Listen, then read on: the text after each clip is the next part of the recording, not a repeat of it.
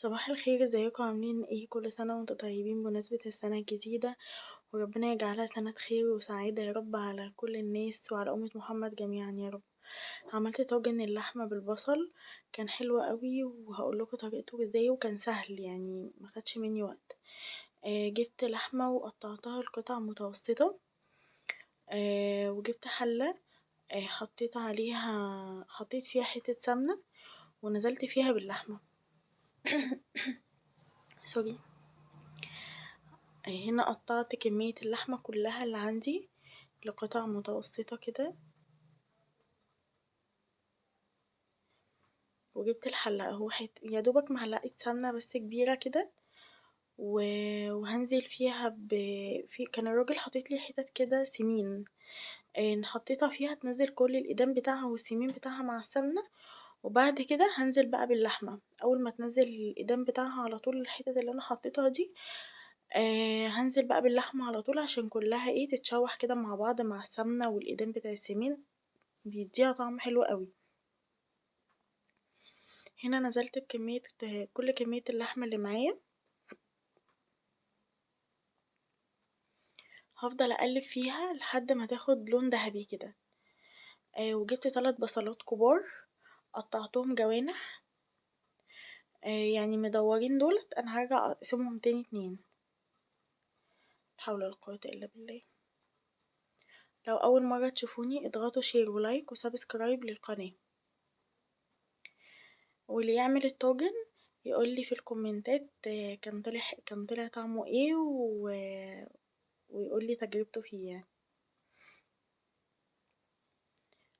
انا هنا خلاص قربت اخلص كمية البصل اللي معايا، بفتحه بس من بعض علشان لما يتحط في الحلة يبقى كل شريحة منفصلة عن التانية. اهو ديت كانت خلاص البصلاية الأخيرة تقريبا. انا عملت 3 بصلات كبار عشان انا عايزة البصل فيه كتير.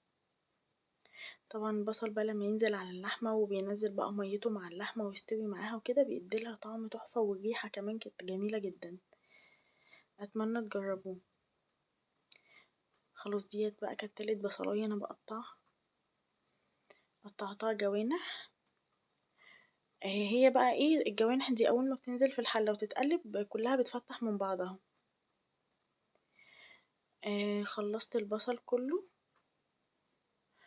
ورحت بقى على اللحمة، كانت خلاص اخدت اللون الذهبي بتاعها.